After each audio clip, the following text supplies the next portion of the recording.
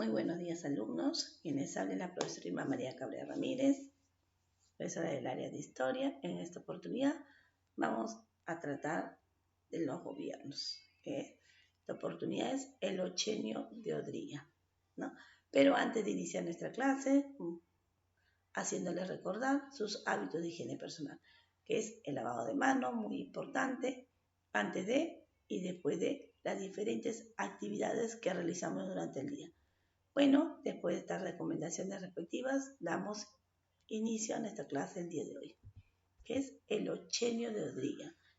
Ochenio de Odría quiere decir 8 años en el poder Odría, desde el año 1948 al año 1956. 8 años gobernó Odría nuestro país.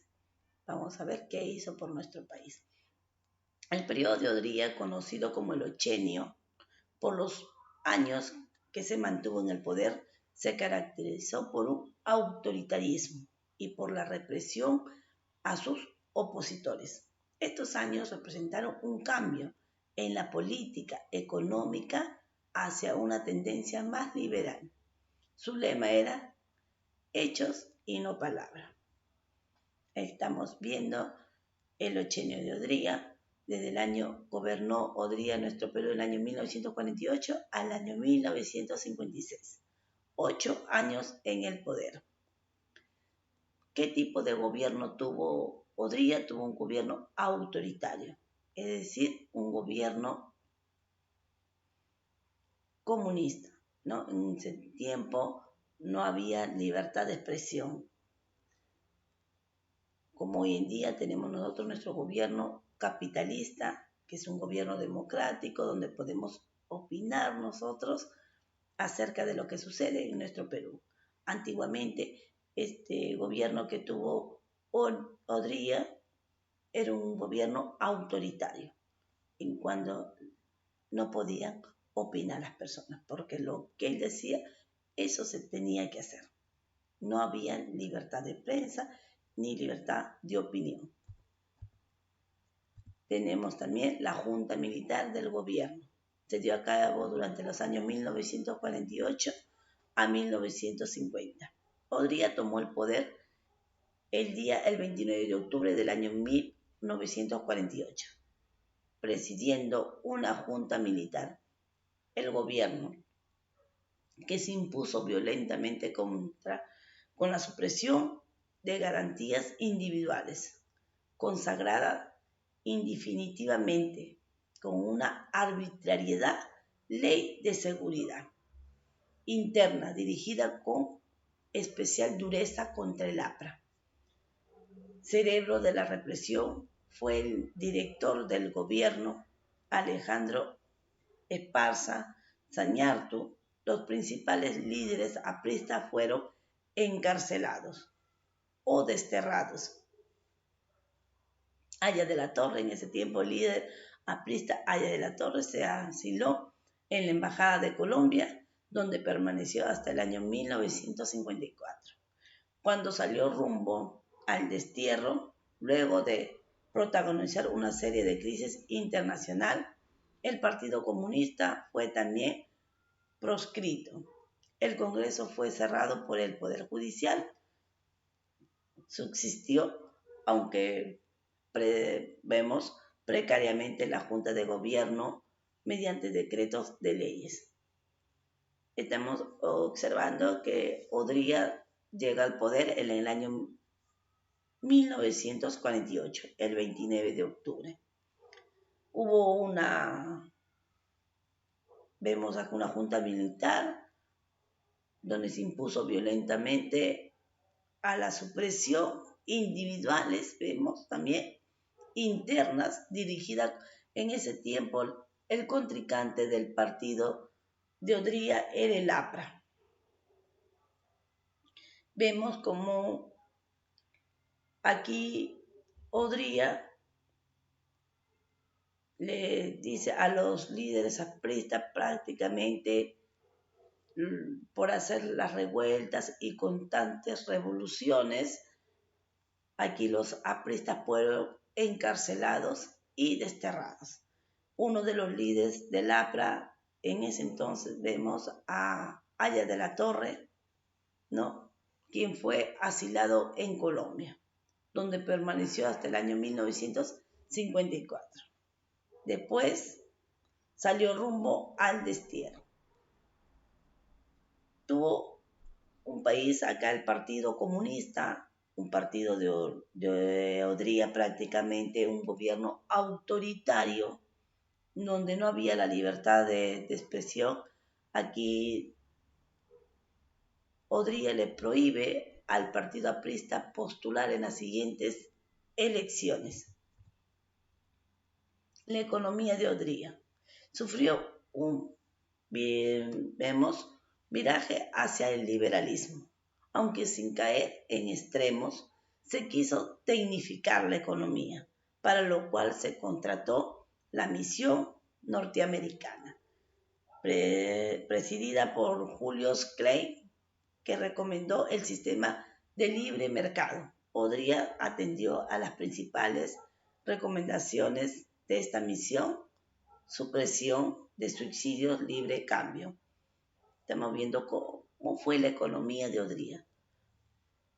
Sufrió un variaje muy sobre el liberalismo que tenía, y sin caer a las técnicas de la economía, técnicas y de tecnificar la economía, sobre todo de Norteamérica, ¿no?, presidida, vemos, por Julius Clay, que recomendaba un sistema de libre mercado.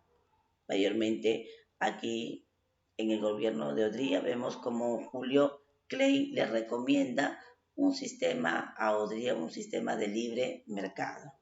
Odría atendió a las principales recomendaciones de esta misión: la supresión de subsidios y libre cambio. Eso es lo que realmente Odría se basó a las prescripciones que tenía Julio Clay de tener mejor una economía que sea un libre mercado. Tenemos las principales obras de Odría. Decretó la elevación y la obligatoriedad de las indemnizaciones por accidentes de trabajo. El seguro social pasó a ser obligatorio para empleados públicos y particulares. Se consolidó el régimen de las indemnizaciones por tiempo de servicio y se estableció las gratificaciones por fiestas patrias y por Navidad. Se atendió el problema de los salarios, la creación del Ministerio de Trabajo para canalizar los reclamos de los trabajadores, la creación de un Fondo Nacional de Educación destinado exclusivamente a construcciones escolares, de un Fondo Nacional de Salud. Aquí estamos viendo, a pesar que Odría tuvo un gobierno autoritario, donde él ingresa al poder de una manera violenta, tuvo muchos problemas en ese entonces con el Partido Aprista Peruano, a quien le prohíbe participar después en los asuntos políticos, ¿no? Pero tuvo una economía, vemos, una economía de libre mercado, pero hizo sus principales obras, y mayormente aquí estamos observando que fue un presidente que se preocupó mucho por los trabajadores. Decretó, acá estamos viendo, la elevación, las obligaciones de indemnización por accidente de tránsito. Se preocupó mucho porque un trabajador gane lo que debería ser, y si tenía un accidente de trabajo, se tenía que dar una indemnización. También crea también el seguro social. El seguro social antes no era obligatorio y pasa a ser obligatorio para los empleados públicos y particulares. Quiere decir que aquella persona que estaba trabajando, sea una empresa pública o privada, tenía que tener su seguro. El seguro tenía que ser obligatorio. ¿Quién lo decreta? Durante el gobierno de Odría. Da las indemnizaciones por accidentes de tránsito. Debe de haber una indemnización si un trabajador tiene un accidente en el trabajo, tenía que tener una indemnización. La indemnización tiene que ser obligatoria. Se consolidó también el régimen de las indemnizaciones por tiempo de servicio. También tenemos gratificaciones por fiestas patrias y por Navidad. Esas gratificaciones que hoy en día tenemos por fiestas patrias y por Navidad fueron creadas en el gobierno de Odría. La creación del Ministerio de Trabajo para canalizar los reclamos de los trabajadores. Se crea también durante su gobierno de Odría, se crea el Ministerio de Trabajo. ¿Con qué finalidad lo crea Odría el Ministerio de Trabajo? Para que los trabajadores tengan un lugar donde acudir sus reclamos, ya sean explotados por cualquier empresa. Entonces los trabajadores tenían todos sus derechos de acercarse al Ministerio de Trabajo y reclamar lo que le corresponde. Crea también el Fondo Nacional de Educación destinado exclusivamente a construcciones escolares, a un Fondo Nacional de Salud. Vemos obras importantes de Odría que se preocupa mucho por el trabajador y sus beneficios que tenía que tener. También tenemos su lema de Odría, hechos y no palabras. Él decía, no podría decir, hay que muchos políticos que hablan y dicen, no, él decía, hechos, primero realizarlos y después poder hablar. También tenemos la revuelta en Arequipa. El general Odría se levantó en armas contra el presidente Bustamante en la llamada Revolución Restauradora de Arequipa, el 27 de octubre del año 1948. Con el respaldo de las Fuerzas Armadas, la revolución logró derrocar a Bustamante y Rivero, quien fue enviado al exilio el 1 de noviembre del mismo año. Se inauguró una junta militar cuyo presidente fue Manuel Odría. Para legitimizar el poder, Odría decidió convocar a elecciones para poder postular como candidato. Renunció a la presidencia de la Junta Militar, que quedó encargada por el general Zenón Noriega. Este acto se ha conocido como la bajada al llano. Las protestas y los desórdenes estudiantiles y posteriormente el levantamiento de barriadas en Arequipa fueron sangrientamente replicadas. En este marco, la Junta Militar descalificó la inesperada candidatura del general Ernesto Montagne y lo puso bajo arresto por su presunta relación con los hechos de Arequipa. En consecuencia, Odría quedó como candidato único. El resultado del proceso electoral era evidente.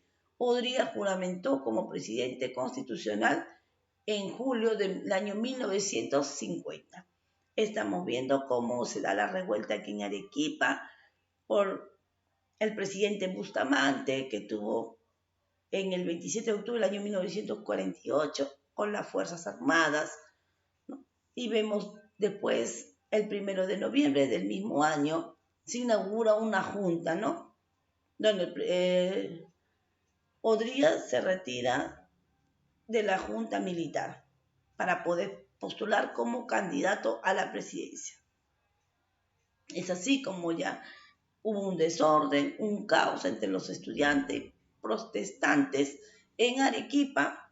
Estas protestas fueron sangrientas, ¿no?, en el marco de la Junta Militar, pero como consecuencia después estamos viendo y resultado que Odría juramentó como presidente constitucional del Perú recién en julio del año 1950. Bueno, jóvenes, muchas gracias. Esto ha sido por hoy. Hemos hablado del gobierno de Odría.